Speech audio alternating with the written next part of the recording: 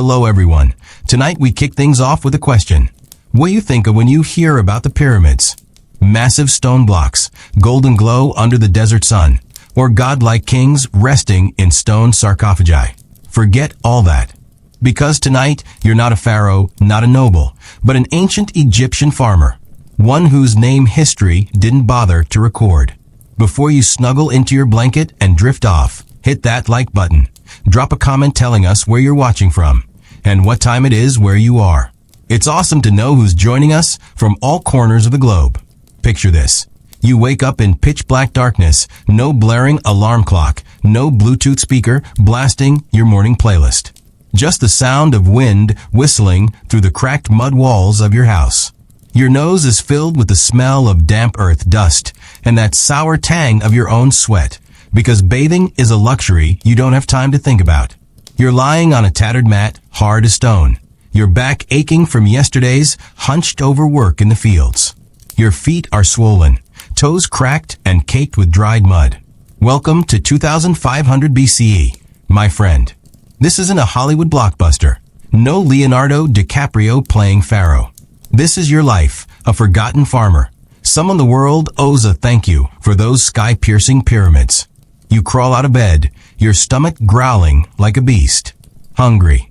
Not the oops, skip lunch, let's order Uber Eats kind of hungry. No, this is the gnawing, clawing hunger that reminds you if you don't work today, your whole family won't eat next week. You stumble out of your tiny house, the pale moonlight casting shadows over the wheat fields in the distance. Around you, other mud huts flicker with the weak glow of oil lamps. The sound of a crying child, a barking dog, and somewhere a mother's soft whisper soothing her baby. A sound so familiar it stabs at your heart. You think of your own kid, a scrawny 4-year-old with big, round eyes that always seem to ask, "Is there food today, Dad? Breakfast?" Don't dream of avocado toast or a Starbucks latte. You grab a chunk of barley bread, hard as a rock, and chew slowly to trick your stomach. It's dry, sticks to your teeth, and tastes like sand mixed with dirt. If you're lucky, you might have an onion or some garlic to nibble on, but not today. Water is the only thing that's free, but don't picture a crystal clear Nile like in the travel brochures. It's murky, full of mud and grit, and you pray it doesn't make you sick. You squat outside your house, chewing your bread, staring at the star-filled sky. Beautiful, right? But you don't have time to stargaze. The sun's about to rise, and work is waiting. Not some desk job with PowerPoint deadlines. Your job is survival. Think about this. While you're sitting there, choking down bread that feels like gravel, a few miles away, massive stone blocks are being hauled inch by inch to build the Great Pyramid of Giza. Monuments the world will later gawk at, snap selfies with, and write research papers about. But you're not invited to the grand opening. You're a farmer, the one breaking your back in the fields to feed the entire kingdom, but your name will never be carved in stone. Ironic, isn't it? They call it a wonder of the world, but your wonder is figuring out how to survive this year's flood season. You stand up, slinging a wooden hoe over your shoulder. The tool is heavy, its rough handle rubbing against the calluses on your hands, thick as leather. You trudge to the fields barefoot, your toes gripping the dry earth. The sun peaks over the horizon, blazing like a furnace, and you know today's going to be brutal. Insects hum, birds flutter by, and somewhere, other farmers call out to each other, their voices hoarse. You're not alone, but you feel lonely. Everyone here is like you, hunched, hungry, and trapped in an endless cycle of dirt, water, and sweat. Pause for a second and feel it. The sun scorches your skin, sweat streams down your face, dripping onto the ground like rain. Your hands ache, but you can't stop. If you stop, the crops fail, and your family starves. It's like a modern-day office drama. Your boss is the pharaoh, and your deadline is life itself. But there's no vacation, no team-building retreat, and definitely no year-end bonus. You bend over, driving your hoe into the earth, each strike feeling like a jab to your own chest. The soil is dry, cracked, and you dig, swing after swing, preparing for the flood season. History doesn't talk much about you, but here's the truth. Farmers like you were the backbone of ancient Egypt. Scholars estimate that 80% of Egypt's population back then were farmers, toiling in the fields to grow wheat, barley, and other crops. Those harvests didn't just feed your family. They sustained thousands of workers building the pyramids. You're the unsung hero, but no one's clapping for you. Instead, you're taxed to the bone. A third, sometimes half, of your crop is taken to feed the court, the temples, and people you'll never meet. Do you dare complain? Nope. One wrong word, and you could be whipped, or worse. Picture yourself straightening up for a moment, wiping sweat from your brow, and gazing at the horizon. There, in the distance, you see the faint outline of the pyramid taking shape. It's beautiful, isn't it? But that beauty was built on the sweat and blood of people like you. Archaeologists say it took 20,000 to 30,000 workers over 20 years to build the Great Pyramid of Giza. And who fed them? You. Who grew the wheat for their bread? You. But when you drag yourself home tonight, you'll still be hungry, and your kid will still look at you with those pleading eyes. You bend back down, keep digging. Each swing of the hoe is a reminder. You don't matter. No one cares if you live or die, as long as the crops are harvested and the pyramid gets finished. You think about your friend Ka, another farmer from the next field over. Last week, he collapsed from exhaustion, and now no one knows if he's alive. You want to run and check on him, but you can't. Time is a luxury you don't have. The sun is high now, roasting everything. Your throat is parched, but the water is half a mile away, and you don't want to waste energy fetching it. You close your eyes, take a breath, and the smell of dirt, sweat, and despair fills your lungs. You wonder, does anyone in the world know what you're going through? Thousands of years from now, when people stand before the pyramids and marvel, will anyone think of you? The question lingers unanswered. You grip your hoe, driving it into the ground again. And then, from the distance, you hear the shout of an overseer. His voice is sharp, cutting through the air like a blade. He's coming. And you know today is about to get a lot longer than you thought. Are you ready to face him, or will you collapse like Ka? The overseer's shout still rings in your ears, sharp and cold, slicing through the hum of insects and the rhythmic thuds of your hoe. You don't look up. You can't afford to. Your hands, rough as the cracked earth beneath you, grip the wooden handle tighter, driving it into the soil with a force that makes your shoulders scream. Sweat stings your eyes, but you blink it away, because pausing even for a second could mean trouble.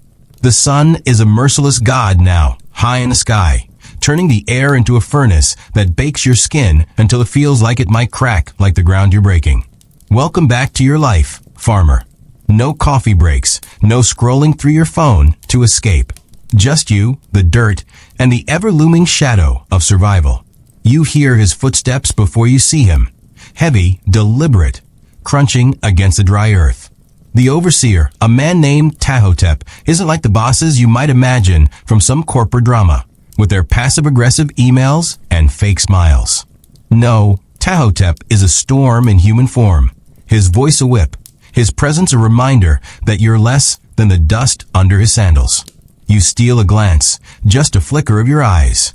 He's striding across the field, his linen kilt pristine despite the heat, a staff in one hand and a scowl carved into his face. His skin is smoother than yours, his belly rounder, proof he's never known the kind of hunger that gnaws at your insides. You hate him, but you bury that feeling deep. Hatred won't fill your family's bellies. Faster, he barks, his voice carrying over the field like a thunderclap. You don't know if he's talking to you or the dozen other farmers hunched nearby, but you dig harder anyway. The earth resists, stubborn as ever, each swing of your hoe sending a jolt through your aching arms. You can feel the eyes of the others on you, their own fear mirroring yours. No one speaks. The only sounds are the grunts of effort, the scrape of tools, and the distant bleating of goats from a nearby village. You wonder if Ka, your friend who collapsed last week, ever stood up to Tahotep. Probably not. And now Ka's gone, maybe dead, maybe dragged off to some labor camp. You push the thought away. Thinking about Ka won't help you survive this day. Your mouth is dry, your tongue like a piece of leather. The water jug is still too far, sitting under a scraggly tamarisk tree at the edge of the field. You'd kill for a sip, But stopping to drink means risking Tahotep's wrath. You've seen what happens to those who test him, a lash across the back, or worse, extra work hauling stones for the pyramid. Yes, the pyramid. Even out here, miles from Giza, its shadow looms over you. The overseer loves to remind you that your crops feed the workers who build the pharaoh's eternal home.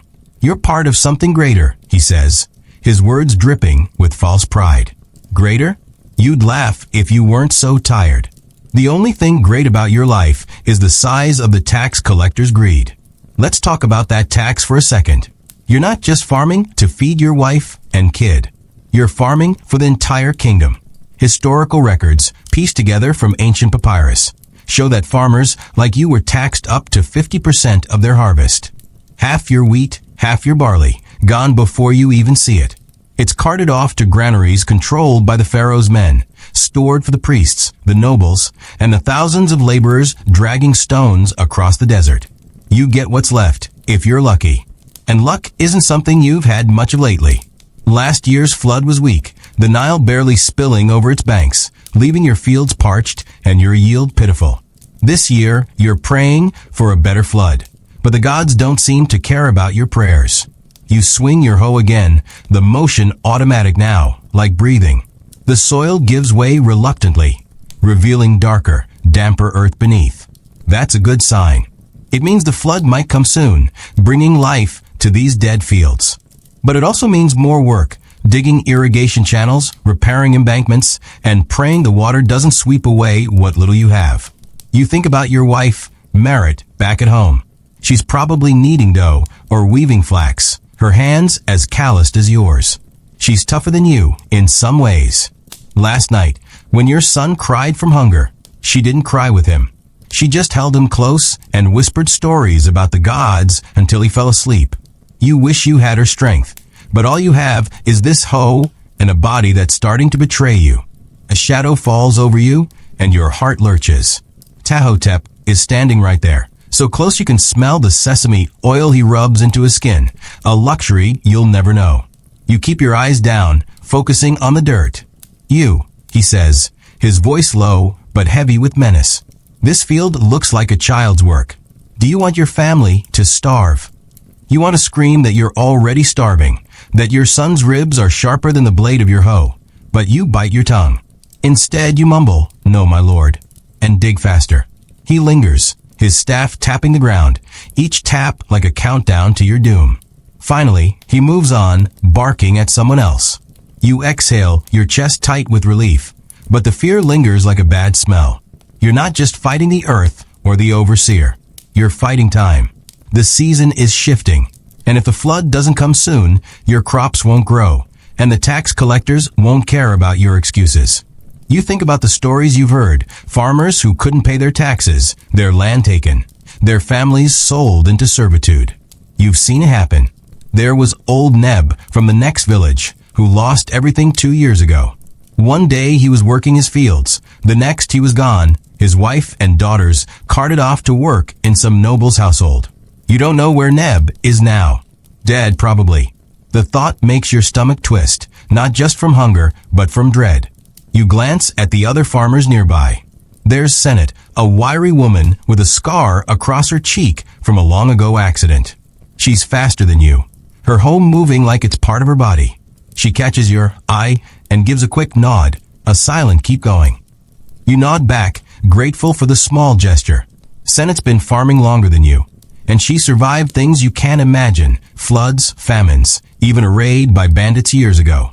She's the one who taught you how to mix ash into the soil to make it less stubborn.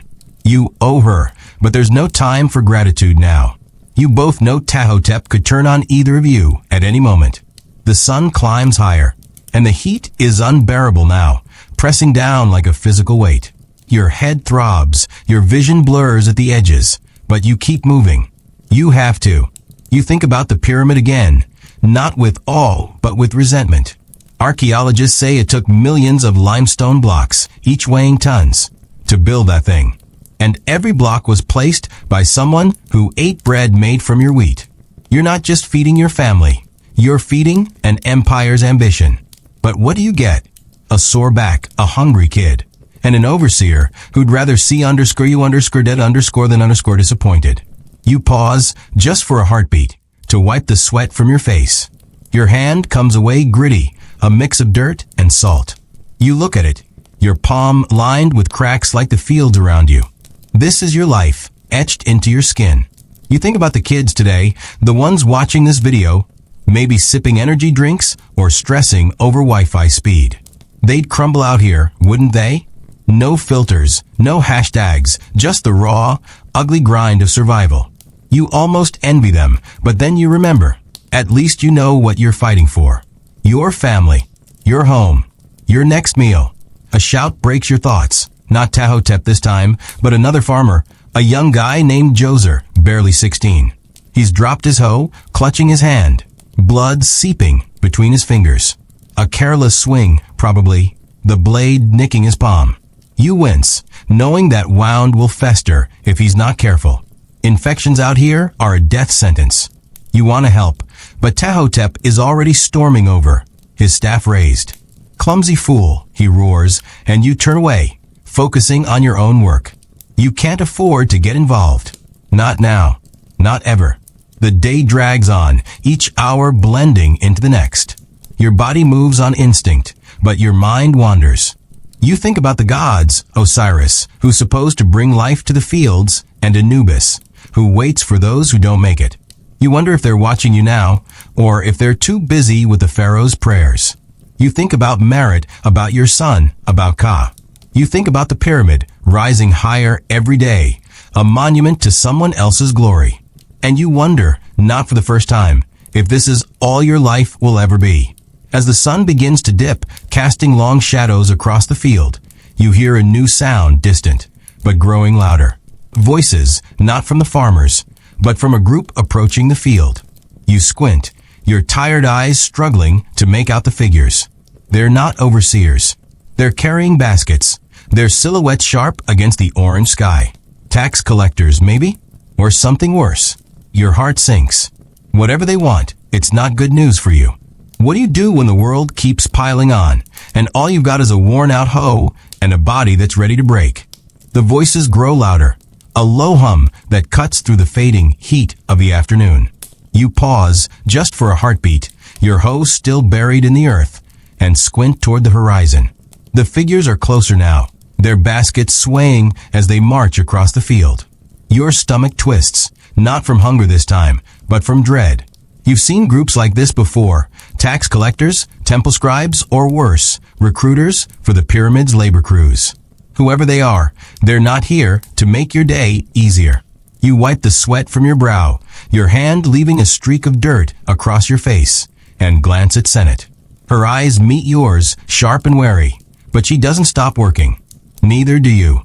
Tahotep is still prowling nearby, and you know better than to draw his attention. The sun is lower now, painting the sky in shades of fire and blood, but the air is still thick, heavy with the smell of dust and your own sour sweat. Your arms ache, each swing of the hoe sending a dull pain through your shoulders, but you push through. You have to. The field isn't going to dig itself, and the Nile's flood won't wait for you to catch your breath. You think about Joser, the kid who cut his hand earlier. You haven't seen him since Tahotep dragged him off, cursing. Is he okay? You hope so, but hope is a dangerous thing out here. It's like a spark in a dry field. One wrong move, and it burns you up. The group is close enough now that you can make out details. There are 5 of them, 3 men and 2 women. Their linen tunics, cleaner than anything you've ever owned. The men carry staffs, not hoes, and the women balance baskets on their heads, moving with a grace you lost years ago. They're not farmers, that's for sure. Their skin is too smooth, their steps too confident. You catch a whiff of something sweet, myrrh, maybe, or some other incense the rich use to mask the stink of the world. It's a smell that doesn't belong here, and it makes you uneasy. You keep your head down, focusing on the rhythm of your hoe. Dig, lift, swing, repeat. But your ears strain, catching snatches of their conversation. The quota must be met. One of the men says, his voice clipped and officious. Pharaoh's glory depends on it. Your heart sinks. Quota. That word is a blade, sharper than any sickle. It means more taxes, more crops taken, more nights watching your son cry himself to sleep. You think about the granaries at Memphis, stuffed with wheat you'll never taste, while your own storage jar at home holds nothing but dust and a few shriveled onions. The injustice of it burns, but you swallow it down. Anger won't change anything. It never has. The group stops at the edge of your field, and Tahotep hurries over, his scowl replaced by a fawning smile. You've never seen him move so fast, and it would be funny if it weren't so pathetic. He bows low, muttering something you can't hear, and the newcomers nod, their faces blank. You risk another glance, and notice one of the women staring at you. Her eyes are lined with coal, her expression unreadable. For a moment, you feel like an animal being sized up at the market. Then she looks away, and you're invisible again. Just another farmer, another pair of hands to feed the machine that builds eternity for someone else. Still awake? If you're hearing these words, leave me a comment below. I want to know who's drifting through history with me at this hour. But don't go just yet, because what you've heard so far is only the beginning. Strange secrets, chilling truths, and stories history tried to bury. There's so much more waiting. If you're still awake and with me, you turn back to your work, but your mind is racing. Who are these people? Scribes from the temple, come to tally your harvest before it's even planted? Or recruiters, looking for strong backs to haul stones for the pyramid? You're not young anymore, but you're still strong enough to be useful. And that's a curse. You've heard stories about the labor crews, endless days under the whip, sleeping on sand, eating scraps while the overseers feast. You think about Merritt, your wife, and your son. If they take you, who'll work the fields? Who'll protect them from the tax collectors or the bandits that prowl when the floods come? The thought of leaving them makes your chest tight, but you push it away. You can't afford to panic. Not now. You focus on the earth, the way it crumbles under your hoe, the faint dampness that hints at the flood to come. You try to lose yourself in the work, but the newcomer's presence is like a splinter in your mind. You hear Tahotep's voice again, louder now, calling out names. Not yours, not yet, but you flinch anyway. Senate, working a few rows over, mutters something under her breath. A curse, probably. You don't blame her. You'd curse too, if you had the energy. Let's talk about the system you're trapped in. Because it's not just Tahotep or these strangers making your life hell. It's the whole machine of ancient Egypt. A machine that runs on your sweat and blood. Historians tell us that the Old Kingdom, the time of the pyramids, was built on a tightly controlled economy. The pharaoh owned everything, land, crops, even you. Farmers like you worked plots assigned by the state, and in return, you got to keep just enough to survive. Barely.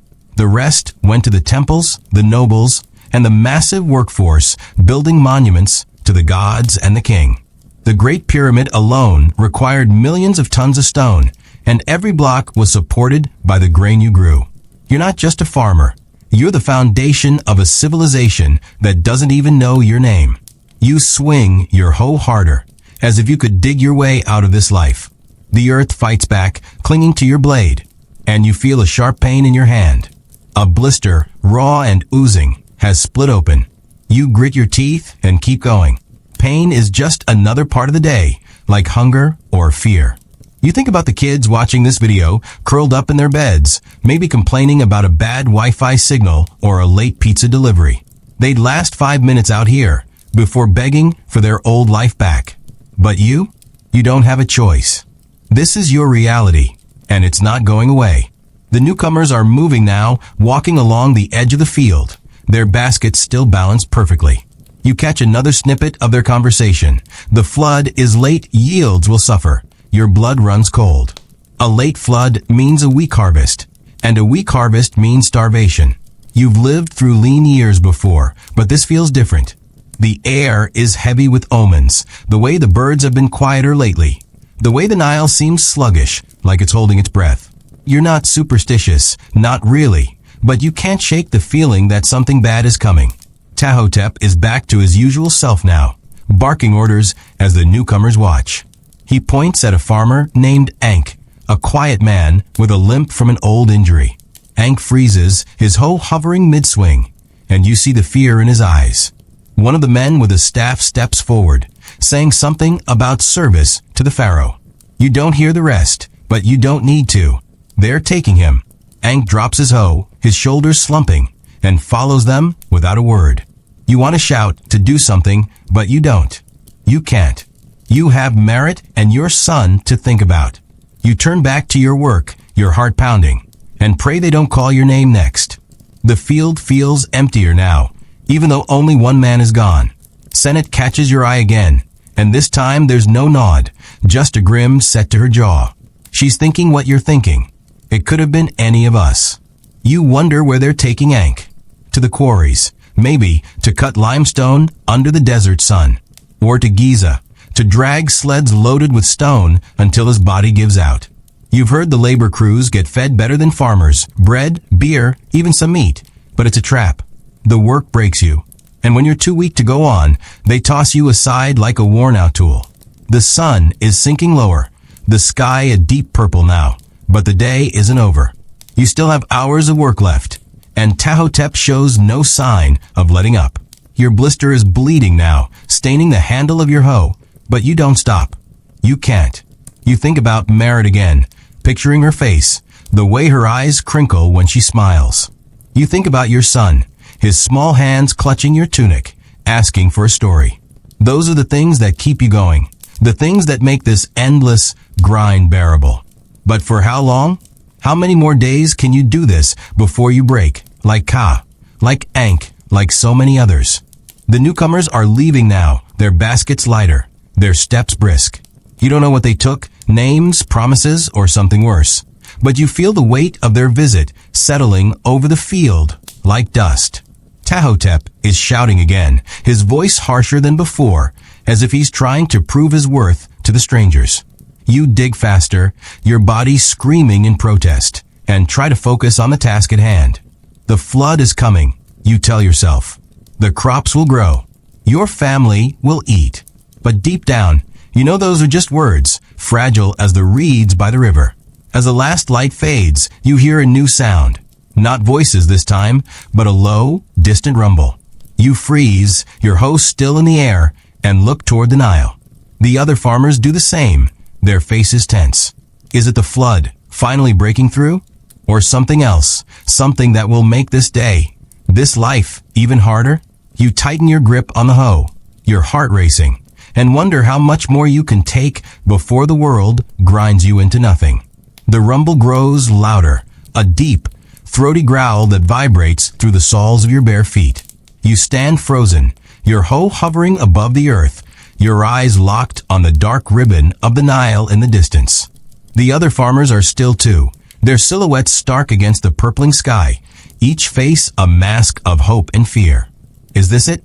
The flood you've been praying for, the one that will soak the fields and coax life from the stubborn dirt?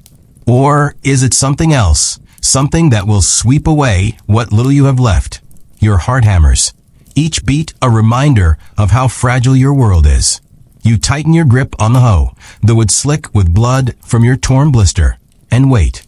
The air smells of dust and anticipation, thick enough to choke on. Tahotep's voice cuts through the tension, sharp and impatient. Back to work, he bellows, striding across the field, his staff thumping the ground. You flinch, not because of him, but because the rumble is still there, growing, like the gods themselves are stirring beneath the earth. You want to ignore him, to keep staring at the river, but you know better. You drive your hoe into the dirt, harder than necessary, sending a jolt of pain through your arms. The other farmers follow suit, their movements mechanical, their eyes darting toward the Nile whenever Tahotep's back is turned.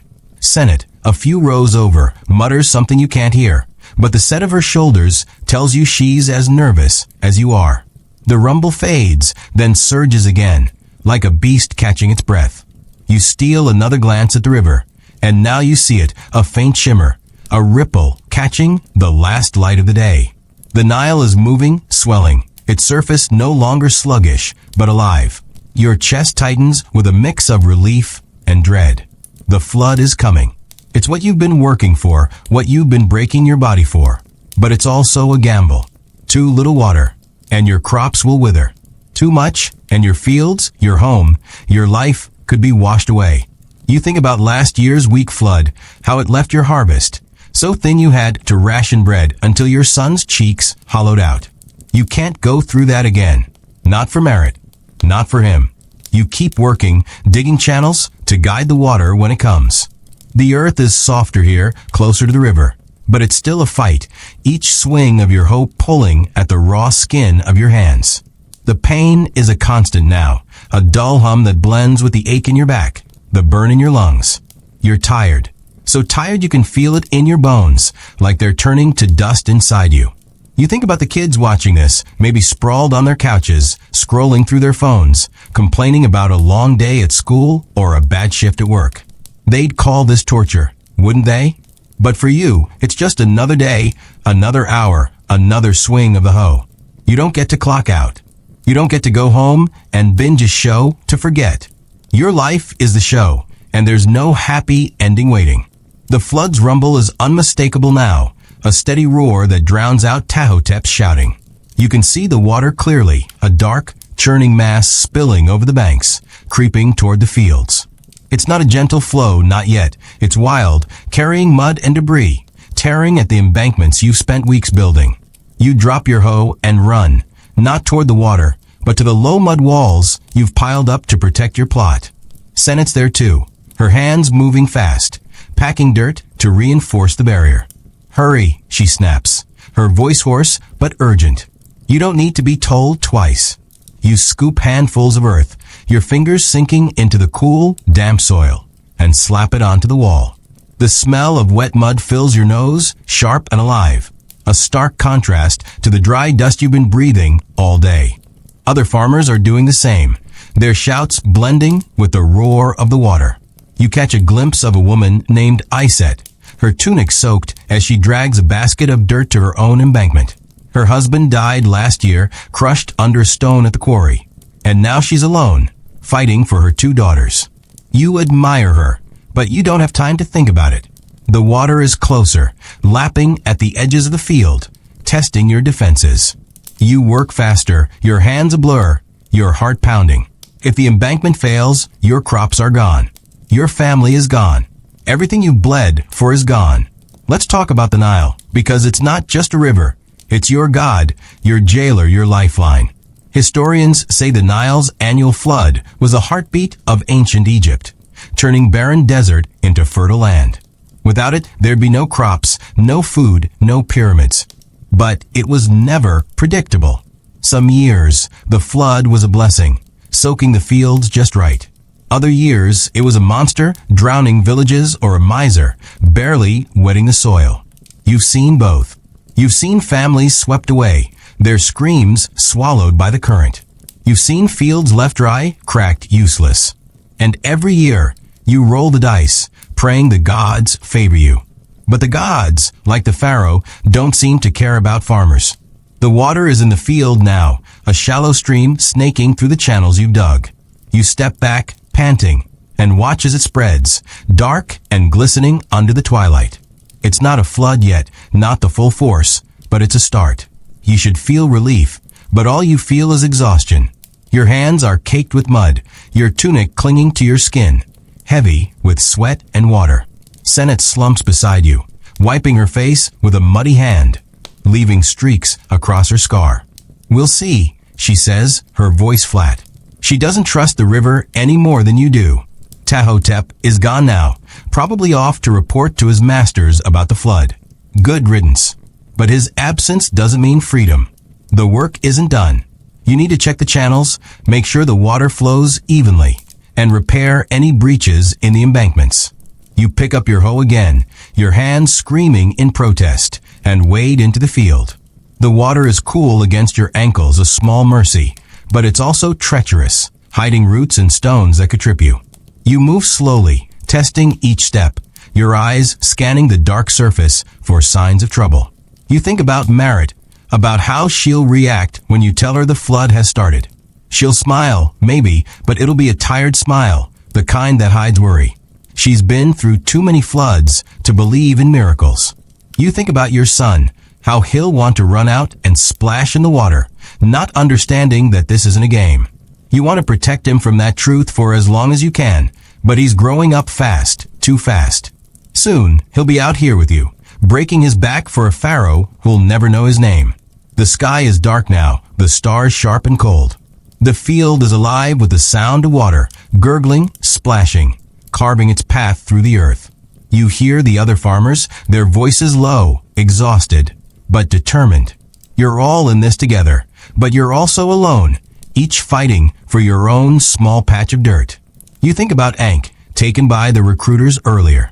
Is he on his way to Giza now, dragging stones under the same stars? You think about Ka, your friend who collapsed. Is he still alive, or has he joined the ghosts that haunt these fields?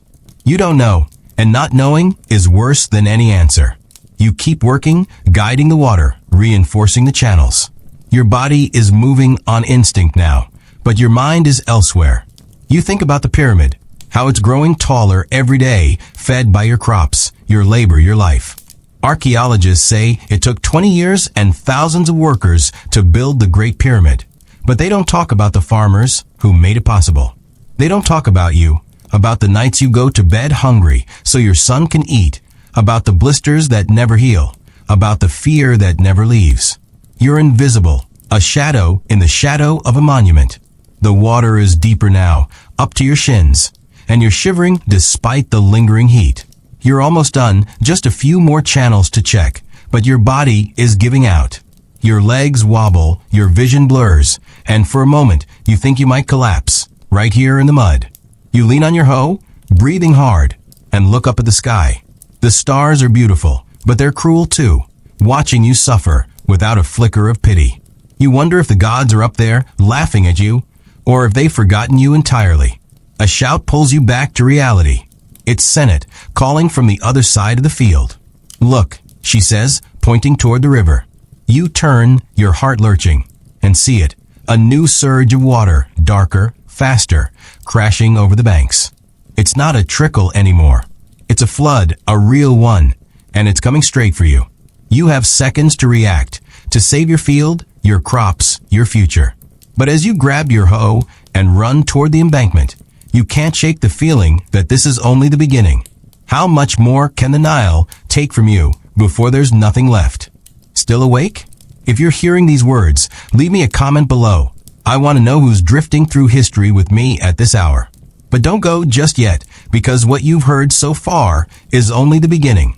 Strange secrets, chilling truths, and stories history tried to bury. There's so much more waiting, if you're still awake and with me. The Nile's roar is deafening now, a primal snarl that drowns out everything. Senate's shout, the panicked yells of the other farmers, even the thudding of your own heart. You sprint toward the embankment, your hoe clutched like a lifeline, your bare feet slipping in the slick mud. The water is coming, a dark, churning wall that glints under the starlight, and it's not asking permission. Your field, your crops, your family survival, it's all at stake, and you have seconds to act. The air smells of wet earth and fear, sharp enough to cut through the exhaustion that's been dragging you down all day. You reach the embankment, your chest heaving, and throw yourself into the work, piling mud, shoving stones, anything to hold back the flood. But deep down, you know, the Nile doesn't care about your effort. It never has. Senate's beside you, her hands moving like lightning, scooping dirt and slamming it onto the crumbling wall. Her face is grim, her scar stark against her muddy skin, but her eyes burn with a defiance you wish you could muster. Higher, she barks, not at you, but at the world, as if she could command the river itself. You don't answer. There's no time. The water is here, lapping at the base of the embankment, testing its strength. It's cold, shockingly so, biting into your shins as you wade through it, your tunic heavy and clinging. You feel the current tugging, not strong yet, but insistent, like a predator sizing up its prey. You dig your heels into the mud and keep building, your hands raw, your blister bleeding freely now, each handful of earth a small act of rebellion against the chaos. Other farmers are shouting, their voices frantic, swallowed by the river's growl. You catch glimpses of them in the dark, Iset, her arms trembling as she drags a basket of dirt. An older man named Reckmeyer, his back bent, but his hands steady, packing mud like he's done this 1,000 times. You're all fighting the same battle, but it's every farmer for themselves.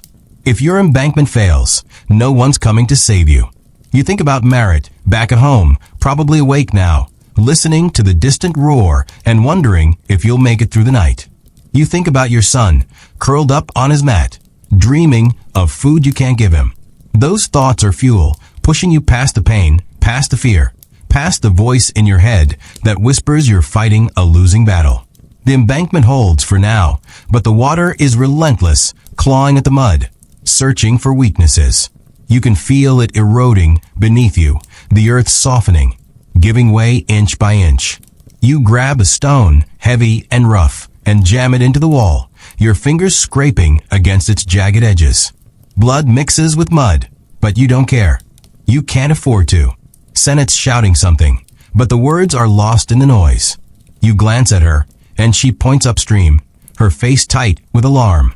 You follow her gaze and see it, a tangle of debris, branches and reeds, barreling down the river, straight for your field. If it hits the embankment, it's over. Everything you've built will collapse.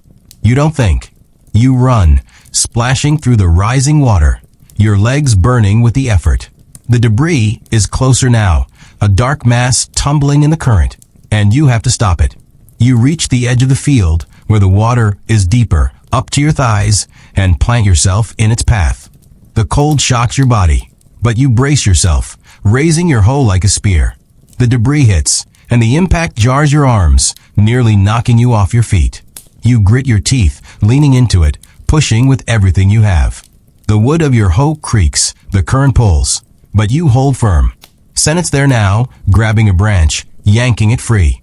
Together, you wrestle the mess to the side, guiding it past the embankment, letting the river carry it away. You collapse against the bank, gasping, your body trembling from the effort. Sennett claps your shoulder, a rare gesture, and mutters, "Not bad." You nod, too tired to speak, but the moment feels like a victory, however small. The water is still rising, but it's slower now, spreading across the field in a controlled flow, filling the channels you dug. You trudge back to the embankment, checking for breaches, your feet sinking into the mud with every step. The air is heavy with the smell of silt and decay, the river's breath, and it clings to your skin like a second tunic. You're soaked, shivering, but there's no time to rest. The flood is a gift and a curse, and you have to manage it, guide it, make it work for you. You think about the kids watching this, maybe snuggled under a blanket, sipping something warm, thinking their bad day was rough. They drown out here, not from the water, but from the sheer weight of it all. The endless work, the endless worry, the endless fight to survive. You don't have that luxury. You keep moving. Let's talk about the flood, because it's more than water. It's the pulse of your world. Historians say the Nile's inundation was the foundation of ancient Egypt's wealth, turning desert into farmland, feeding millions. But it was a brutal master. The flood season, called Ake, lasted 3 months, and every day was a battle to control the water. You built embankments, dug channels, repaired breaches, all while praying the river didn't turn on you.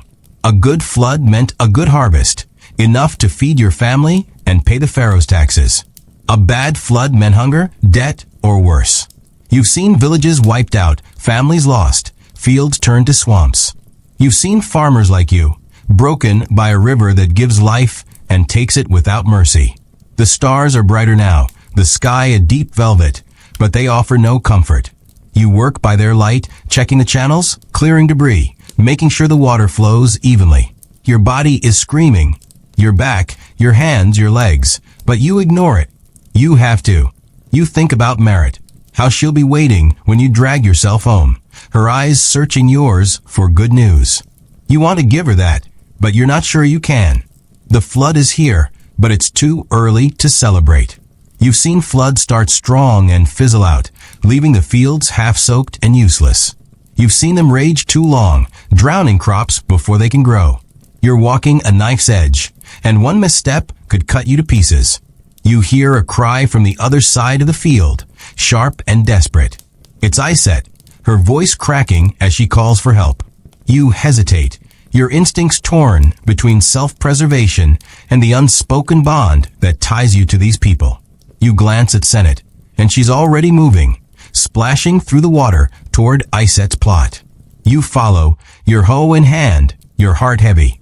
Iset's embankment is failing, a section crumbling under the water's weight, and she's trying to hold it together with nothing but her hands. Her face is streaked with mud and tears, her tunic torn, but she's fighting like a lioness. You and Senate jump in, packing dirt, shoving stones, working in silence because there's nothing to say. The water pushes back, relentless, but you keep going, driven by something deeper than fear, maybe duty, maybe just a refusal to let another farmer fall. The embankment holds, barely, and Iset slumps against it, her breath ragged. "Thank you," she whispers, her voice so soft you almost miss it. You nod, too tired to reply, and trudge back to your own field. Senate walks beside you, her silence heavier than usual. You wonder what she's thinking, but you don't ask. You've both seen too much to waste words on comfort. You think about the pyramid, how it's rising while you're out here, fighting for scraps. Archaeologists say the Great Pyramid was a marvel of engineering, a testament to human ingenuity.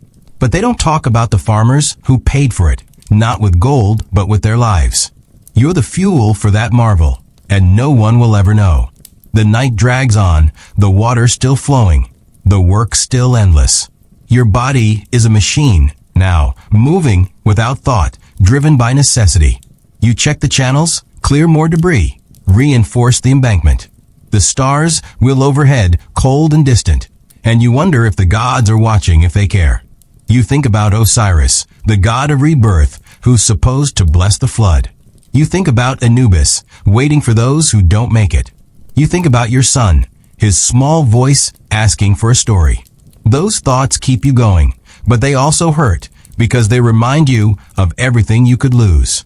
As the first hint of dawn touches the sky, a pale gray smear on the horizon, you hear a new sound, not the river, not the farmers, but something sharper, more human. Voices approaching from the village, carrying a weight you recognize. You turn, your stomach sinking, and see them, another group, not recruiters this time, but men with torches, their faces hard. They're calling out, searching for someone. You don't know who, but you know it's bad. The flood is here, but so is something else, and it's coming for you.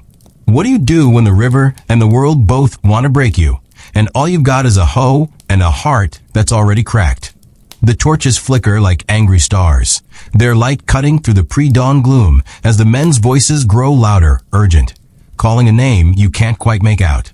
You stand ankle-deep in the floodwater, your hoe heavy in your hands, your body so worn it feels like it's unraveling. The Nile's roar has softened to a steady hum, but the field is alive with the gurgle of water snaking through the channels you fought to maintain. The air is cool now, almost cruel after the day's heat, and it seeps into your bones, making your joints ache. You want to collapse, to let the mud swallow you, but those voices, sharp, insistent, keep you rooted. Something's wrong. You feel it in your gut, a cold knot that tightens with every step the torchbearers take toward the field. You glance at Senate, her silhouette barely visible in the dim light. She stopped working, her hoe resting against her shoulder, her eyes fixed on the approaching men. Her face is unreadable, but the tension in her stance mirrors your own. Iset is nearby, still catching her breath from saving her embankment, her hands trembling as she wipes mud from her face. No one speaks. The other farmers are scattered across the field, their figures hunched and silent, waiting. You tighten your grip on your hoe, the wood slick with mud and blood from your torn blister, and try to steady your breathing. The smell of wet earth and decay clings to you, mingling with the faint, acrid tang of smoke from the torches. Whatever's coming, it's not good news. The men are closer now, their torchlight casting long, wavering shadows across the flooded field. There are 4 of them, their linen tunics too clean for farmers, their staffs marking them as officials or enforcers. One carries a papyrus scroll, its edges curling in the damp air. You recognize the leader, a man named Hormheb, a tax collector scribe who's been to your village before. His face is sharp like a hawk's, and his voice carries a cold authority that makes your skin crawl. Reckmeyer, he shouts, the name slicing through the night. Your heart stumbles. Reckmeyer, the older farmer who was working near you, the one with the steady hands and the bad back. You don't dare look at him, but you feel his presence, a few rows over, frozen like you. Hormheb stops at the edge of the field, his torch held high, his eyes scanning the farmers. Reckmeyer, son of Menna, present yourself, he barks again, and this time, you hear a soft curse from Reckmeyer's direction. You risk a glance and see him step forward, his movements slow, deliberate, like a man walking to his execution. His face is lined with exhaustion, his tunic soaked and caked with mud, but he holds his head high. You admire that, even as dread pools in your stomach. You've seen this before. Scribes don't come in the middle of the night for friendly chats. They come to take something: crops, land, people. You turn back to your work, not because you don't care, but because you can't afford to be noticed. You drive your hoe into the mud, checking the flow of water through the channels, your hands shaking. The flood is behaving for now, spreading evenly across the field, but you know it could turn on you in an instant. You focus on that, on the small, tangible task in front of you, because thinking about Reckmeyer, about what's happening, is too much. You hear Hormheb's voice again, lower now, speaking to Reckmeyer, but the words are lost in the murmur of the river. You catch only fragments. Debts, unpaid service required. Your blood runs cold. Debts, service. Those words are chains, and you know Reckmeyer's not coming back to his field anytime soon. Still awake? If you're hearing these words, leave me a comment below. I want to know who's drifting through history with me at this hour. But don't go just yet, because what you've heard so far is only the beginning. Strange secrets, chilling truths, and stories history tried to bury. There's so much more waiting, if you're still awake and with me. You think about your own debts, the taxes you owe, the grain you'll have to hand over if this flood delivers a harvest. Last year's weak yield left you with nothing, and the tax collectors didn't care. They took what they wanted, leaving you with a handful of onions and a promise of next year. But next year is now, and you're still scraping by, your son's hungry eyes haunting you every night. You wonder how Reckmeyer fell behind. Was it a bad flood? A sick child? Or just the slow, grinding weight of a system that takes more than it gives? You'll never know, because asking questions out here is like inviting trouble to your door. Let's talk about that system, because it's not just Hormheb or Tahotep making your life a waking nightmare. It's the entire machine of the Old Kingdom, a machine that chews up farmers like you and spits out monuments. Historians tell us that ancient Egypt's economy was built on centralized control. The pharaoh owned the land, the crops, the people. You're not a free man. You're a cog, working fields assigned by the state, paying taxes that feed the temples, the nobles, and the workers building the pyramid. Records from the time show that farmers could lose half their harvest to taxes, sometimes more. And if you couldn't pay, you paid with your body. Labor service, debt bondage, or worse. The pyramid, that shining wonder, was built on the backs of men like Reckmeyer, men who had no choice but to serve. You keep working, guiding the water, clearing debris from the channels. The flood is steady now, a slow, deliberate spread, but you don't trust it. You've seen rivers turn cruel, washing away weeks of work in minutes. Your hands move automatically, but your mind is with Reckmeyer. You hear the shuffle of feet, the low murmur of voices, and then silence.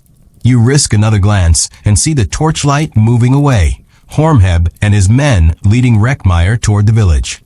He's not fighting, not arguing, just walking, his shoulders slumped, his hoe left behind in the mud. You want to call out, to say something, but your throat is tight, and what would you say? Good luck? I'm sorry? Words are useless out here.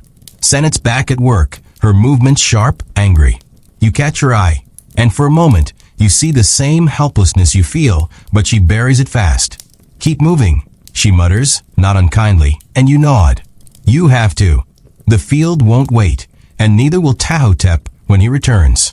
You think about the kids watching this, maybe sipping coffee, stressing over a late assignment or a petty argument. They'd crumble under this weight, wouldn't they? No hashtags, no filters, just the raw, unrelenting grind of survival. You almost envy their problems, but then you remember Merit, your son, the small, fragile life you're fighting for. That's what keeps you going, even when your body begs to stop.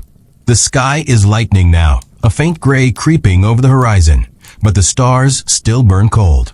The field is a patchwork of water and mud, reflecting the fading night. You're shivering, your tunic soaked, your hands numb from the cold and the pain of your blister. You think about home, about Merit's warm hands, about your son's sleepy smile.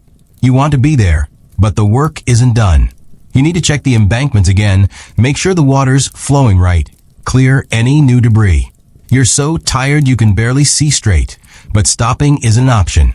You think about Reckmeyer, about where he's going, the quarries, maybe, or the pyramid itself, to haul stones until he breaks. You think about Ka, about Ankh, about all the others who've been taken or lost. You wonder if you're next. A new sound pulls you out of your thoughts, a soft, rhythmic splashing, not from the river, but from the field. You turn and see Iset, wading through the water, her face set in determination. She's carrying a basket of reeds, weaving them into the embankment to strengthen it. She's alone, her daughter's too young to help, but she's not giving up. You admire her, but it's a distant feeling, dulled by exhaustion. You think about the pyramid again, how it's rising while you're out here, fighting for survival. Archaeologists call it a triumph, a symbol of human ambition. They don't talk about the farmers who paid for it, the ones who starved so the stones could be set. You're not a symbol.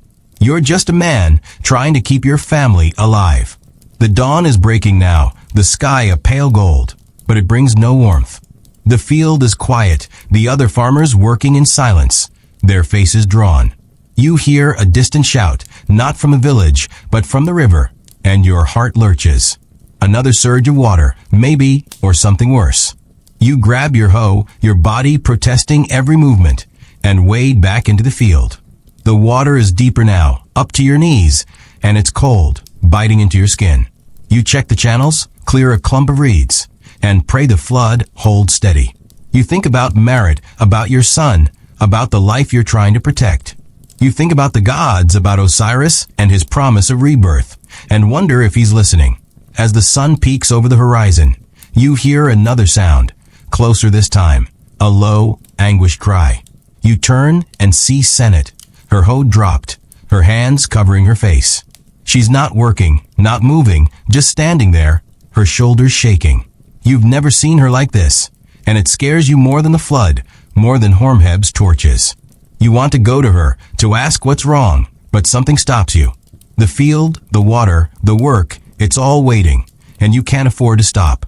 But as you turn back to your task, the cry lingers, a reminder that even the strongest can break. What happens when the flood isn't the only thing threatening to sweep you away? Senet's cry hangs in the air, raw and jagged, cutting through the soft gurgle of the floodwater and the faint rustle of dawn's breeze. You freeze, your hoe buried in the mud, your eyes locked on her trembling figure. She's still standing there, hands over her face, her body hunched as if the weight of the world has finally crushed her. Senet, the toughest farmer you know, the one who taught you to mix ash into the soil, who faced down Tahotep's whip without flinching. She's breaking, and it's like watching a mountain crumble. Your heart lurches, urging you to go to her, but your feet stay rooted. The field demands your attention, the water still flows, and the sun, now a thin golden arc on the horizon, doesn't care about her pain or yours. You're torn, caught between the unspoken bond of shared struggle and the brutal truth. Stopping could cost you everything. The air is sharp with the smell of wet mud and silt, the river's breath clinging to your skin, mixing with the sour tang of your own sweat. Your tunic is heavy, soaked through, dragging at your shoulders like a second skin. Your hands, raw from the blister that's now a bloody mess, ache with every movement, but you keep working, checking the channels, guiding the water. The flood is steady for now, spreading across the field in a controlled shimmer, but you know better than to trust it. You've seen rivers turn in an instant, washing away weeks of work, lives, hopes. You glance at Senet again, and she's lowered her hands, her face streaked with mud and something wetter. Tears, maybe, though you can't imagine her crying. She's staring at the ground, her hoe abandoned, and for the first time, she looks small, fragile, human. You want to ask what's wrong, to offer some word of comfort, but the words stick in your throat. What could you say? You're no stranger to despair. Your son's hungry eyes, Merritt's tired smiles, Ka's collapse, Reckmeyer's departure. They all haunt you. But Sennett's pain feels different, heavier, like a wound you can't see. You think about the kids watching this, maybe curled up with a snack, scrolling through their feeds, thinking their worst day was a bad grade or a fight with a friend. They'd crack out here, wouldn't they? No Wi-Fi, no escape, just the endless grind of survival, and the kind of loss that doesn't fit in a tweet.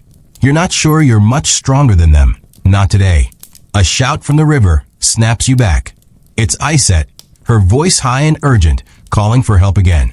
You turn and see her struggling with a breached channel, water spilling out, threatening to flood her plot. You hesitate, your eyes flicking to Senate, but duty pulls you away. You slog through the knee-deep water, your legs heavy, your hoe dragging behind you. Iset's fighting the current, her hands shoving mud into the breach, her face set in grim determination. You join her, packing dirt, weaving reeds, working in silence, because there's no energy for words. The water pushes back, cold and relentless, but you hold it off, barely. Iset mutters a quick thanks, her voice hoarse, and you nod, already turning back to your own field. You can't linger. The Nile doesn't wait, and neither does Tahotep, who'll be back soon, his whip ready for anyone slacking. You wade through the field, checking your channels, clearing debris. A branch here, a clump of reeds there. The sun is higher now, its light glinting off the water, turning the field into a patchwork of gold and shadow. It's beautiful in a cruel way, but you don't have time to admire it. You think about Senate again, about what could have broken her. A lost child? A taken husband? Or just the slow, grinding weight of this life? The same weight that's been pressing on you for years? You don't know, and you're not sure you want to. Knowing would make it real, and you're already carrying too much. Let's talk about that weight, because it's not just the flood or the overseers or the taxes. It's the entire system of ancient Egypt, a machine that runs on your blood and sweat. Historians tell us the Old Kingdom was a marvel of organization, a society that built wonders like the Great Pyramid through sheer human effort. But that effort came from people like you, farmers who worked the land, paid the taxes, and bore the cost of ambition. Papyrus records show that the state controlled everything. Land, crops, labor. You don't own your field. You're allowed to work it. And in return, you give half your harvest to the pharaoh, the temples, the nobles. If you fail, you don't just lose your crop, you lose your freedom. Debt bondage, forced labor, or worse. The pyramid, that shining monument, is a testament to your sacrifice, but no one will ever carve your name on its stones. You keep working, your body moving on instinct, your mind a haze of exhaustion and worry. The flood is holding, for now, but you're not foolish enough to relax. You've seen floods turn bad, too much water, drowning crops, too little, leaving fields barren. You think about last year, how the weak flood left your family hungry, how Merritt stretched a handful of grain into meals for weeks. You think about your son, his small hands clutching your tunic, asking why there's no bread. Those memories drive you, even as your body begs to stop. Your hands are numb now, the blister a raw wound, but you don't care. Pain is just another part of the day, like hunger or fear. You glance at Senate again, and she's moving now, slowly, picking up her hoe. Her face is blank, her eyes distant, but she's working, and that's something. You want to go to her, to ask what happened, but the field won't let you. You think about Merritt, about how she'd know what to say. She's always been better at that, at finding the right words to soothe your son's fears or calm your own doubts. You miss her not just because she's home and you're here, but because she's the only thing in this world that feels like hope. You wonder what she's doing now, kneading dough, maybe, or weaving flax, her hands as calloused as yours. You want to go home, to see her, to hold your son, but the sun's barely up and the work is far from done. A new sound breaks your thoughts, a low rhythmic chant, coming from a village. You pause, your hoe hovering, and squint toward the cluster of mud huts in the distance. Figures are moving a small procession, their silhouettes dark against the rising sun. You hear the faint wail of a flute, the slow beat of a drum, and your stomach twists. A funeral. Someone's died, and in a village this small, it's someone you know. You think about Ka, your friend who collapsed last week. Is it him? Or someone else? Another farmer broken by the fields, the flood, the endless demands of the pharaoh? You don't want to know, but you can't stop the question from burrowing into your mind. The procession moves slowly, heading toward the riverbank, where the poor are buried in shallow graves. You see women with shorn hair, their wails rising over the chant, and men carrying a wrapped body, small and still. A child, maybe. Your heart clenches, thinking of your son, his thin frame, his hungry eyes. You turn away, focusing on the channel in front of you, but the image lingers. You think about the kids watching this, maybe stressing over a missed deadline or a bad date. They'd call this unfair, wouldn't they? But out here, fairness is a myth, like the stories Merit tells your son about gods who care. You're not sure you believe those stories anymore, but you keep them close, because they're all you have. The flood is deeper now, up to your shins, and you're shivering despite the rising heat. You check the embankments, clear more debris, make sure the water flows evenly. Your body is a machine, moving without thought, driven by necessity. You think about the pyramid, how it's growing while you're out here, fighting for survival. Archaeologists say it took 20,000 workers, 20 years, millions of stones to build the Great Pyramid. They don't talk about the farmers who fed those workers, who paid the taxes, who died so the stones could be set. You're not a hero. You're just a man trying to keep your family alive. The funeral chant fades, but the weight of it lingers, heavy as the mud under your feet. You hear a shout from the field, not Iset this time, but another farmer, a young man named Marin, struggling with a collapsed channel. You slog over, helping him rebuild, your hands moving automatically. He's grateful, but you barely hear his thanks. You're too tired, too haunted by Sennett's cry, by Reckmeyer's departure, by the funeral procession. You think about Merit, about your son, about the life you're trying to protect. You think about the gods, about whether they're watching, or if they've turned their backs on you. As the sun climbs higher, the field grows quieter, the farmers too exhausted to speak. You hear a new sound, faint but growing, a low, ominous rumble, not from a river, but from the sky. You look up and see dark clouds gathering, heavy with the promise of rain. Rain, out here, is a curse, not a blessing. It could ruin the flood, churn the fields into swamps, destroy everything you fought for. You tighten your grip on your hoe, your heart racing, and wonder how much more the world can throw at you before you break like Sennett, like Reckmeyer, like the countless others who've been ground into dust. Still awake? If you're hearing these words, leave me a comment below. I want to know who's drifting through history with me at this hour. But don't go just yet, because what you've heard so far is only the beginning. Strange secrets, chilling truths, and stories history tried to bury. There's so much more waiting, if you're still awake and with me. The sky growls a low, guttural rumble that sends a shiver down your spine, not from cold, but from the primal dread of what's coming. You stand in the flooded field, your hoe gripped tight, your feet sinking into the mud as the water laps at your shins. The sun, barely risen, is already smothered by a curtain of dark clouds, their edges jagged like the teeth of some ancient beast. The air is thick, heavy with the metallic tang of impending rain, mingling with the ever-present smell of wet earth and your own sweat-soaked skin. You glance at the other farmers, Sennett, back to work but moving slower, her face still shadowed. Iset, reinforcing her embankment with fierce determination. Marin, the young man you helped earlier, his eyes wide as he stares at the sky. No one speaks. The field is quiet, save for the gurgle of the floodwater and the distant, ominous thunder. You know what rain means out here, ruin. A storm now could turn your carefully managed channels into swamps, drown your crops before they've even sprouted, and leave you with nothing but debt and hunger. You force yourself to move, wading through the water to check your embankments. Your hands, raw and bleeding from the blister that's now a gaping wound, scream with every motion. But you ignore the pain. You have to. The flood is holding for now, spreading evenly across the field. But rain could undo it all.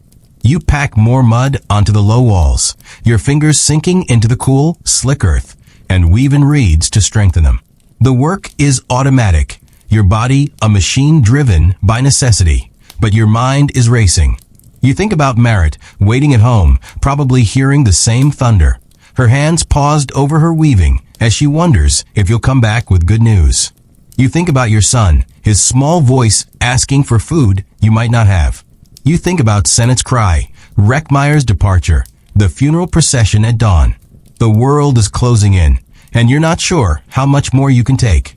A gust of wind sweeps across the field, cold and sharp, carrying the first faint sting of raindrops. You curse under your breath, not loud enough for anyone to hear, but it feels like a small rebellion against the gods who seem to have forgotten you. You glance at Sennett, hoping for some sign of her usual fire, but she's focused on her own plot, her movements mechanical, her scar stark against her pale face. You want to ask her what happened, what broke her, but the storm doesn't care about your questions, and neither does the field. You turn back to your work, your heart heavy, your body aching. The raindrops grow heavier, pattering against the water, each one a reminder of how fragile your hopes are.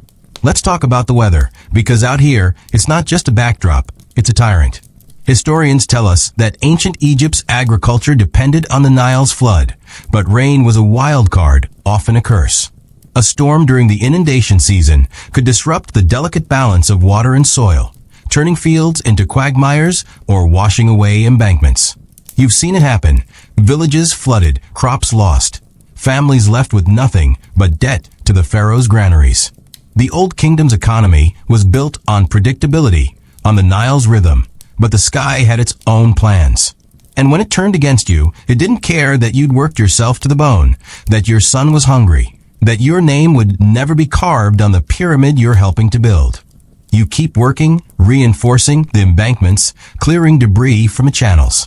The rain is steady now, not a downpour, but a relentless drizzle that soaks your tunic, weighs you down, and blurs your vision. You blink it away, focusing on the task, but the cold seeps into your bones, making your joints ache. You're shivering, your teeth chattering, but stopping isn't an option. You think about the kids watching this, maybe cozy in their beds, stressing over a late email or a bad hair day.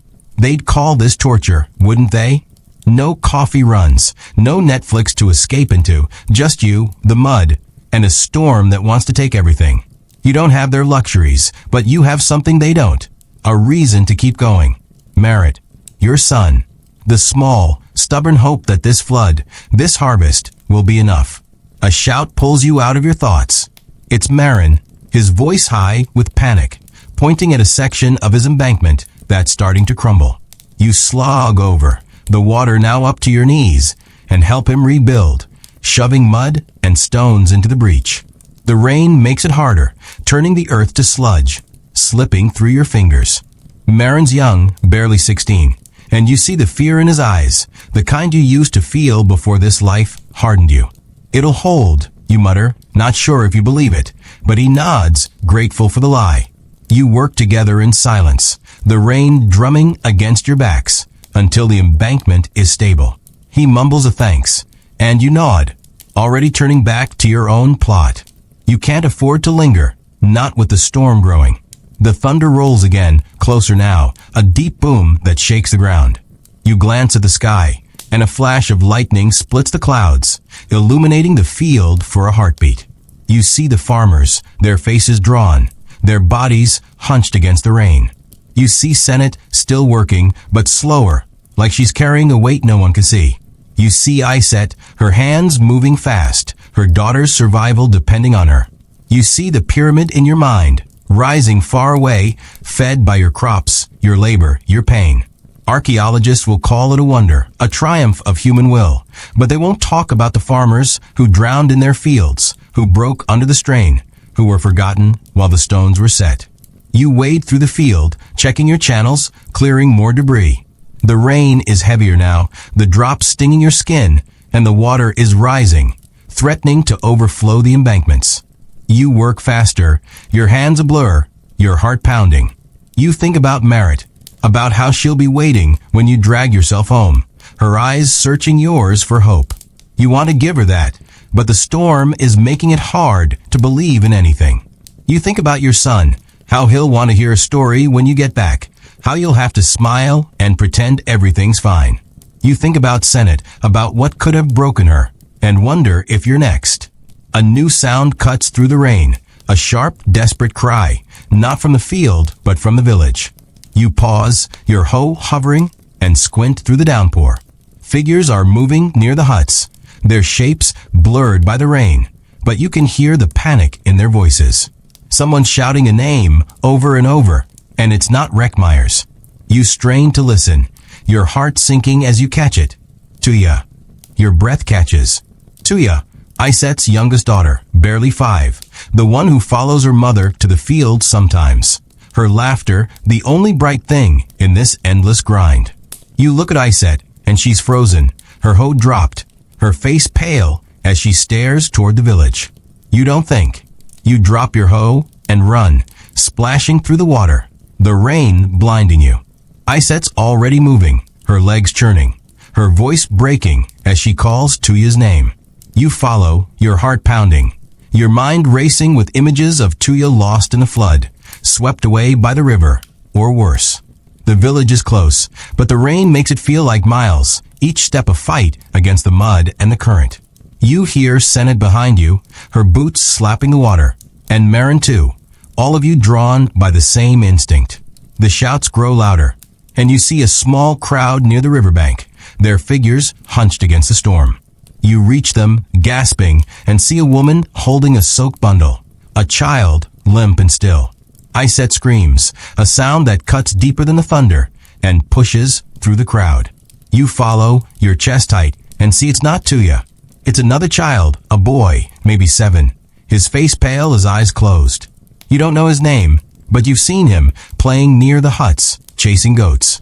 Iset collapses, clutching Tuya, who's clinging to her, sobbing but alive. You stand there, rain streaming down your face, relief and horror twisting together. The boy's mother is wailing, her cries blending with the storm, and you feel the weight of it all, Senate's cry, Reckmeyer's departure, this child's death, pressing down until you can barely breathe. You turn away, unable to watch, and trudge back to the field. The rain is a deluge now, the water rising fast, and your embankments are failing. You grab your hoe, your hands shaking, and start rebuilding, but it feels pointless. The storm is winning, and you're not sure you can fight anymore. You think about Merit, about your son, about the life you're trying to protect. You think about the gods, about whether they're laughing or ignoring you. You think about the pyramid built on your suffering, and wonder if it's worth it. As the rain pours and the thunder roars, you hear another shout, closer this time, from the field. Someone's in trouble, and you know you can't ignore it. But how much more can you give when the world keeps taking, and all you've got is a broken body and a heart that's starting to crack? The shout from the field slices through the rain's relentless drumming, sharp and desperate, pulling you back from the village's grief-soaked chaos. You're already moving, your hoe clutched tight, your boots slipping in the mud as you splash through the rising floodwater. The storm is a beast now, its roar drowning out everything but the pounding of your heart and the sting of rain against your face. The air is thick with the smell of wet earth and decay, the river's breath choking you as you run. Your body is beyond exhaustion, your hands bloody, your back screaming, your legs trembling, but you don't stop. Someone's in trouble, and out here, ignoring a cry for help is like spitting in the face of the fragile bond that holds you all together. You think of Merit, your son, the boy's lifeless body by the riverbank, and you run faster, driven by a mix of duty and dread. The field is a battlefield, the floodwater churning, the embankments crumbling under the storm's assault. Lightning cracks the sky, illuminating the chaos for a heartbeat. Farmers scrambling, their figures hunched against the rain, their hoes flashing as they fight to save their plots. You hear the shout again, closer now, and recognize Marin's voice, high and panicked. You spot him near the edge of the field, wrestling with a breached embankment, water pouring through a gap like blood from a wound. He's young, his face pale with fear, his hands slipping as he tries to pack mud into the breach. You slog over, the water up to your thighs cold and heavy, tugging at your tunic like it wants to drag you under. Hold it, you yell, your voice hoarse, barely audible over the storm. Marin looks up, his eyes wide, and nods, relief flickering across his face. You drop to your knees, shoving mud and reeds into the gap, your hands moving faster than your mind can follow. The rain blinds you, the current fights you, but you keep going, driven by the knowledge that if this fails, Marin's crop is gone, and so is his future.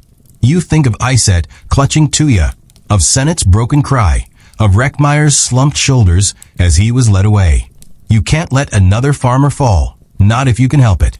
The embankment holds, barely, and Marin slumps back, panting, his hands shaking. Thank you, he gasps, but you're already standing, scanning the field for the next crisis. There's no time for gratitude out here. The storm shows no mercy. The rain a solid sheet now, turning the field into a swamp. You wade through the water, checking your own embankments, clearing debris from the channels. The flood is out of control, spilling over the barriers you've spent days building, threatening to drown everything.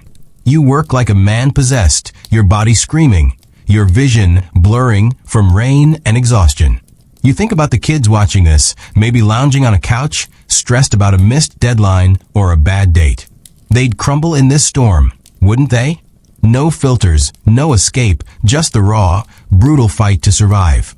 You don't have their luxuries, but you have Merritt, your son, the stubborn spark of hope that keeps you moving, even when every muscle begs you to stop.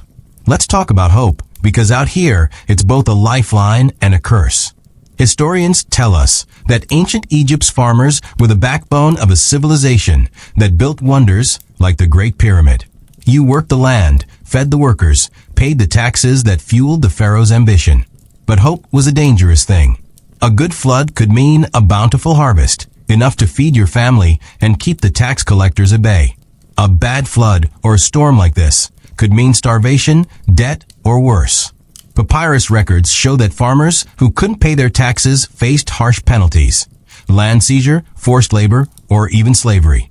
The pyramid, rising far away, was a monument to the pharaoh's glory, but it was built on your hopes, your sweat, your broken bodies. You're not a hero, you're a sacrifice, and no one will ever know your name. You glance at Sennett, working a few rows over, her movements slower but steady.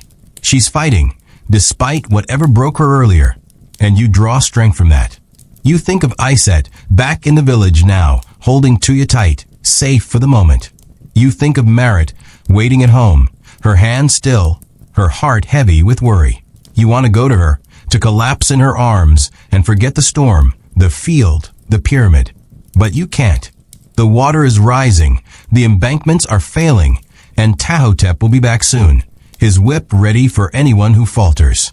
You keep working, your hands numb, your blister a raw wound, your body a machine driven by necessity. Still awake?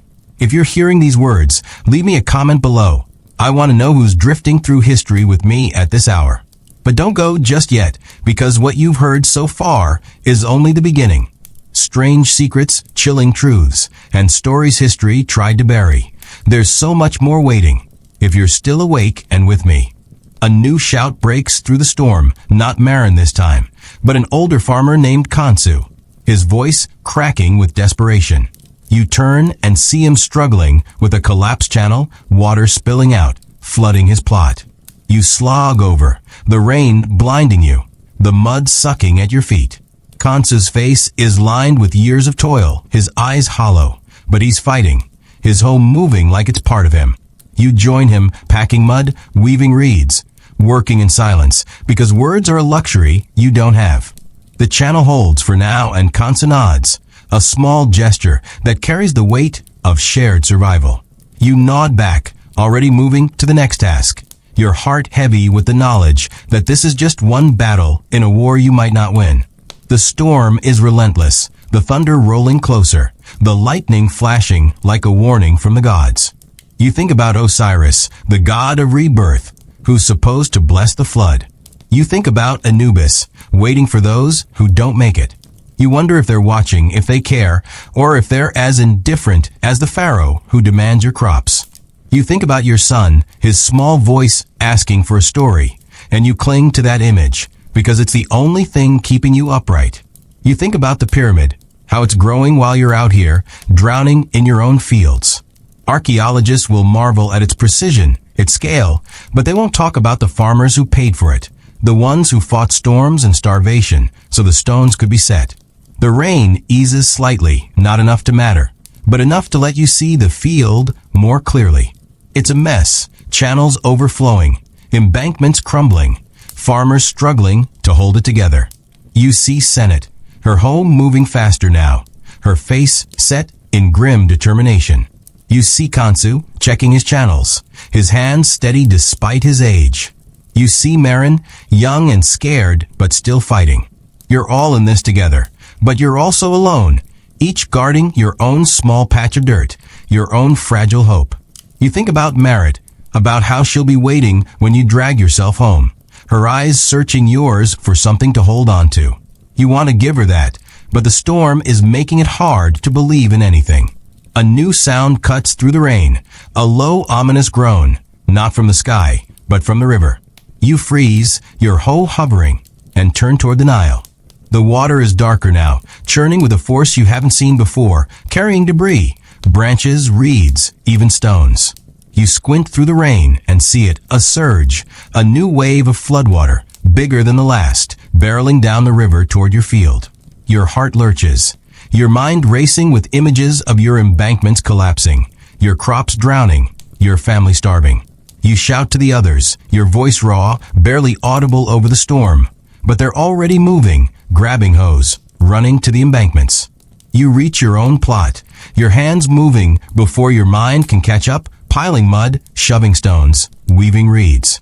The surge is closer, its roar drowning out the thunder, and you know you have minutes, maybe seconds, to hold it back. Sennett's beside you, her hands a blur, her face fierce despite the exhaustion. Marin's there too, his young frame trembling, but his resolve unbroken. You work together, a silent team, fighting for survival. The water hits, a cold, heavy blow that shakes the embankment, sending mud sliding. You push back, your hands sinking into the earth, your body straining against the current. The embankment holds, barely, but you can feel it weakening, the river clawing at it, searching for a way through. You step back, panting, your vision blurred by rain and sweat. The surge is easing, the water spreading across the field, but the danger isn't over. You check the channels, clear more debris, make sure the flow is even. Your body is breaking, your hands numb, your back in not a pain, but you keep going. You think about Marit, about your son, about the life you're trying to protect. You think about the gods, about whether they're watching, or if they've turned their backs. You think about the pyramid built on your suffering, and wonder if it's worth it. As the rain falls and the river roars, you hear another shout, not from a field, but from the village. It's a woman's voice, raw with panic, calling a name you don't recognize. You pause, your heart sinking, and wonder how much more you can lose before the world grinds you into nothing. The woman's cry from the village pierces the storm's roar, a jagged wail that twists your gut and pulls your eyes from the churning floodwater. You're standing in your field, your hoe slick with mud and blood, your body trembling from the effort of holding back the Nile's latest surge. The rain is a steady hammer now, not as fierce as before, but relentless, soaking your tunic, weighing you down like a stone. The air smells of wet earth and desperation, thick enough to choke on, and the river's growl is a constant reminder that your fight isn't over.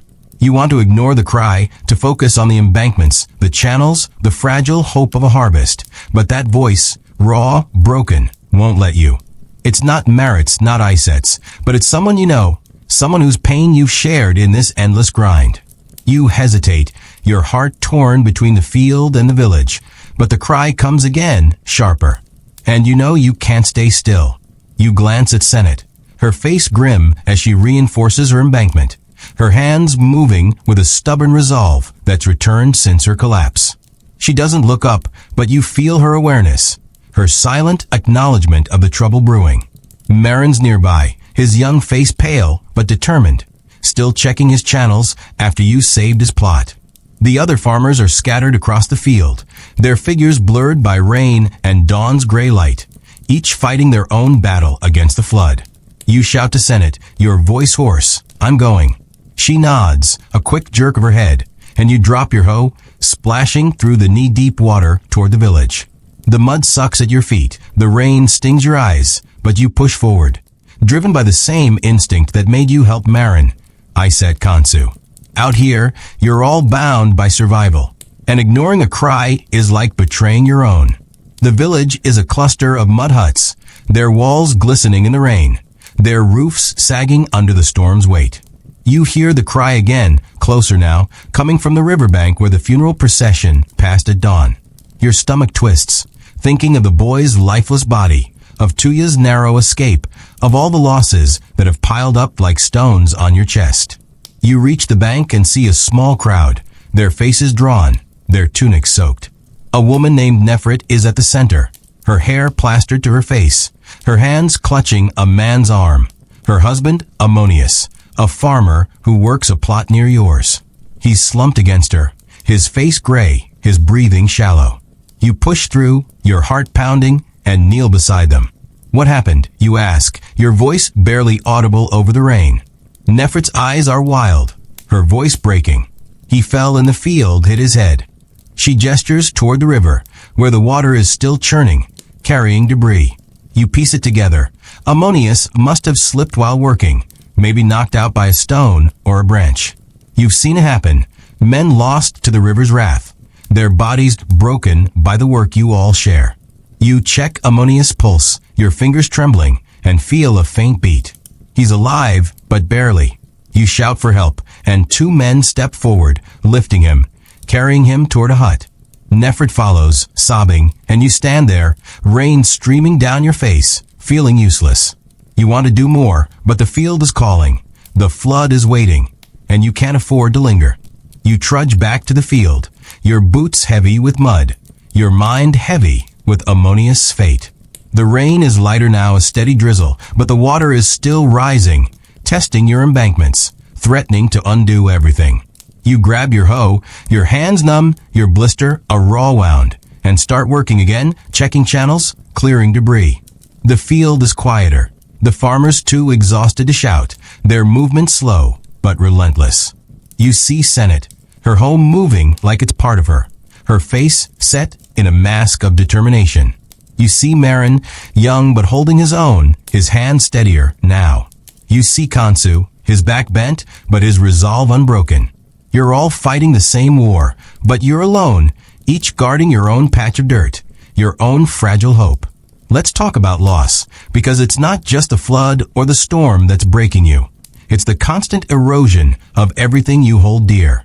Historians tell us that ancient Egypt's farmers were the foundation of a civilization that built the Great Pyramid, but they don't talk about the cost. You worked the land, paid the taxes, fed the workers, but every season took something. Your strength, your family, your future. Papyrus records show that accidents were common, especially during the flood season, when the river turned treacherous. A slip, a fall, a moment's carelessness could mean death or injury. And there was no safety net, no healer to save you. The pyramid, that shining wonder, was built on your losses, your pain, your forgotten names. You're not a hero. You're a ghost, haunting the fields that feed an empire. You keep working, your body a machine, your mind a haze of exhaustion and grief. You think about Ammonius, about whether he'll survive, about Nefrit's broken cries. You think about Marit waiting at home, her hands still, her heart heavy with worry. You think about your son, his small voice asking for a story, and you cling to that image because it's the only thing keeping you moving. You think about Senate's cry, Reckmeyer's departure, the boy's funeral, Tuya's escape. The losses stack up, each one a weight you carry, and you wonder how much more you can bear before you break, like Ammonius, like Ka, like so many others. The rain eases further, the clouds thinning, revealing patches of pale sky. The flood is still flowing, but it's calmer now, spreading across the field in a controlled shimmer. You check your embankments, reinforce them with mud and reeds, clear more debris from the channels. Your hands are numb, your back in not a pain, but you keep going. You think about the kids watching this, maybe sipping coffee, stressing over a late email or a bad date. They'd call this impossible, wouldn't they? No breaks, no escape, just the raw, unrelenting grind of survival. You don't have their luxuries, but you have Merit, your son, the stubborn hope that this harvest will be enough. A new sound breaks your thoughts, a low rhythmic chant, not from a village, but from a river. You pause, your hoe hovering, and squint through the drizzle. A boat is approaching, its silhouette dark against the water, its oars dipping in steady rhythm. You see men aboard, their tunics clean, their staffs marking them as officials. Your heart sinks. Not again. Not now. You've seen boats like this before. Tax collectors, recruiters, scribes come to tally your harvest or take your labor. You glance at Senate, and she's watching too, her face tight. Marin's frozen, his young eyes wide with fear. The other farmers are still, their hoes paused, their bodies tense. The boat draws closer, and you see the leader, a man with a shaved head and a linen kilt, holding a papyrus scroll. He shouts something, his voice carrying over the water, but the words are lost in the river's hum. You don't need to hear them to know what's coming. More demands, more taxes, more service to the pharaoh. You think about the pyramid, rising far away, fed by your crops, your sweat, your blood. Archaeologists will call it a marvel, a testament to human ingenuity.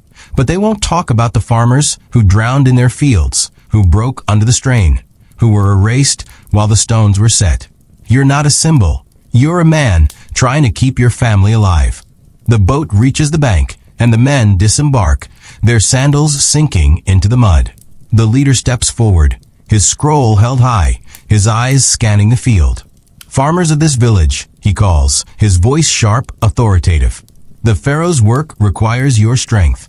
Your heart lurches, your mind racing with images of Reckmeyer taken away, of Ammonius, broken by the river, of yourself, dragged to Giza to haul stones until you collapse.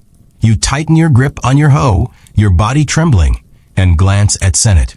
She's standing tall, her hoe ready, her eyes fierce despite the pain you know she's carrying. Marin's shaking, but he's holding his ground. You're all in this together, but you're also alone, each facing the same threat, each fighting for your own survival. The leader keeps talking, something about quotas, labor, the glory of the pharaoh, but you barely hear him. You think about Merit, about your son, about the life you're trying to protect. You think about the gods, about whether they're watching, or if they've turned their backs. You think about the pyramid built on your suffering, and wonder if it's worth it. As the rain falls and the river flows, the leader points to the field, his eyes locking on you. And you know what's coming. Your name, your labor, your life, they're about to be claimed, and there's no escape. But as you stand there, hoe in hand, heart racing, you can't help but wonder, what happens when the world takes everything, and all you've got left is the will to fight? And worse, what's waiting when this storm is over, when the next one's already brewing?